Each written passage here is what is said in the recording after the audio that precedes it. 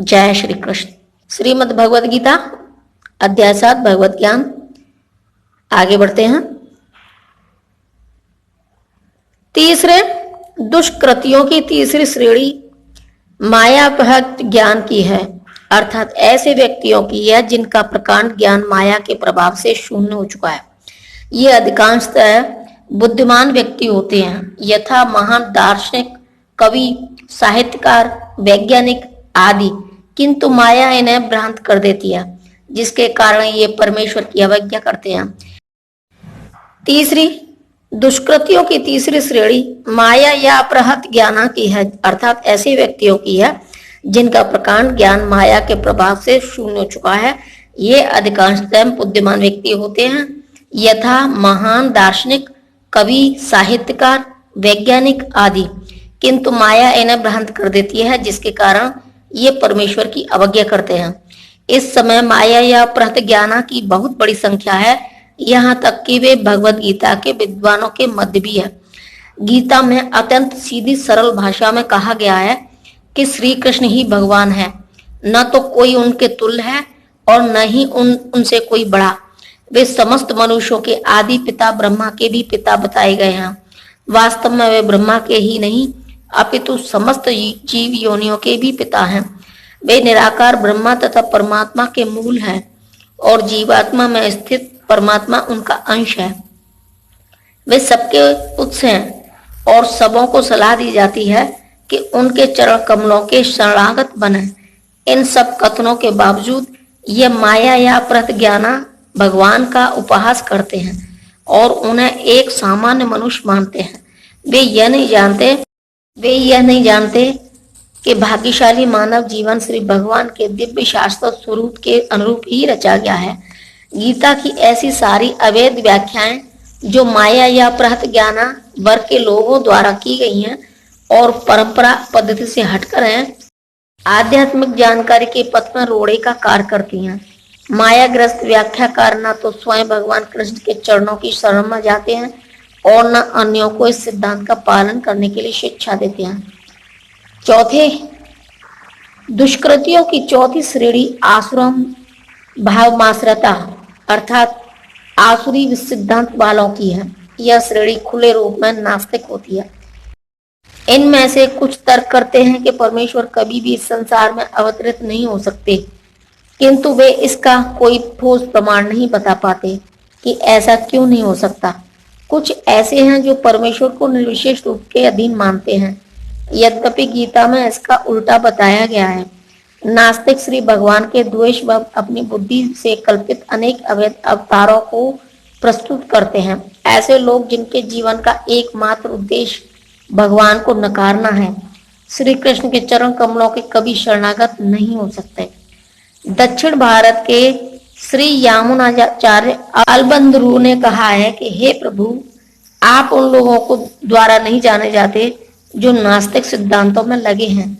भले ही आप विलक्षण गुण, रूप तथा लीला से युक्त हैं, सभी शास्त्रों ने आपका विशुद्ध सत्मय विग्रह प्रमाणित किया है तथा देवी गुण संपन्न दिव्य ज्ञान के आचार्य भी आपको मानते हैं। अतएव पहला मूढ़, दूसरा नराधम और तीसरा माया या अपहृत ज्ञानी अर्थात भ्रमित मनोधर्मी तथा चौथा नास्तिक, ये चार प्रकार के दुष्कृति कभी भी भगवान के चरण कमलों की शरण में नहीं जाते, भले ही सारे शास्त्र तथा आचार्य ऐसा उपदेश क्यों न देते रहे। हे भरत श्रेष्ठ, चार प्रकार के पुण्यात्मा मेरी सेवा करते हैं, आर्थ, जिज्ञासु, यथार्थी तथा ज्ञानी। तात्पर्य दुष्कृति के सर्वथा विपरीत ऐसे लोग हैं जो शास्त्रीय विधि विधानों का दृढ़ता से पालन करते हैं और ये सुकृतिन कहलाते हैं, अर्थात ये वे लोग हैं जो शास्त्रीय विधि विधानों, नैतिक तथा सामाजिक नियमों को मानते हैं और परमेश्वर के प्रति न्यूनाधिक भक्ति करते हैं। इन लोगों की चार श्रेणियां हैं। वे जो पीड़ित हैं, वे जिन्हें धन की आवश्यकता है, वे जिन्हें जिज्ञासा है और वे जिन्हें परम सत्य का ज्ञान है। ये सारे लोग विभिन्न परिस्थितियों में परमेश्वर की भक्ति करते रहते हैं। ये शुद्ध भक्त नहीं है, क्योंकि ये भक्ति के बदले कुछ महत्वाकांक्षाओं की पूर्ति करना चाहते हैं। शुद्ध भक्ति निष्काम होती है और उसमें किसी लाभ की आकांक्षा नहीं रहती।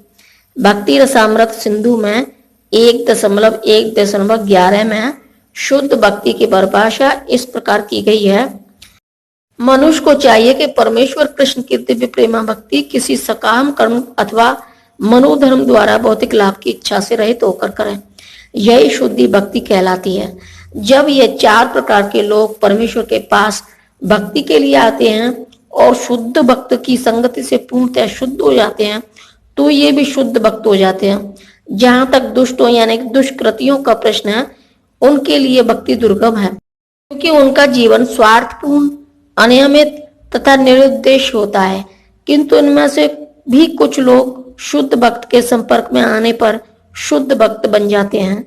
जो लोग सदैव सकाम कर्मों में व्यस्त रहते हैं, वे संकट के समय भगवान के पास आते हैं और तब वे शुद्ध भक्तों की संगति करते हैं तथा विपत्ति में भगवान के भक्त बन जाते हैं।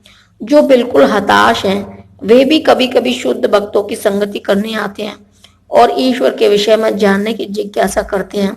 इसी प्रकार शुष्क चिंतन जब ज्ञान के प्रत्येक क्षेत्र से हताश हो जाते हैं, तो वे भी कभी कभी ईश्वर को जानना चाहते हैं और वे भगवान की भक्ति करने आते हैं। इस प्रकार ये निराकार ब्रह्मा तथा अंतर्यामी परमात्मा के ज्ञान को पार कर जाते हैं और भगवत कृपा से या उनके शुद्ध भक्त की कृपा से उन्हें साकार भगवान का बोध हो जाता है। कुल मिलाकर जब आर्त, जिज्ञासु, ज्ञानी तथा धन की इच्छा रखने वाले समस्त भौतिक इच्छाओं से मुक्त हो जाते हैं और जब वे यह भली भांति समझ लेते हैं कि भौतिक आसक्ति से आध्यात्मिक उन्नति का कोई सरोकार नहीं है, तो वे शुद्ध भक्त बन जाते हैं। जब तक ऐसी शुद्ध अवस्था प्राप्त नहीं हो लेती, तब तक भगवान को दिव्य सेवा में लगे भक्त सकाम कर्मों में या संसारिक ज्ञान की खोज में अनुरक्त रहते हैं। अतः शुद्ध भक्ति की अवस्था तक पहुंचने के लिए मनुष्य को इन सबों को लांघना होता है। जय श्री कृष्ण।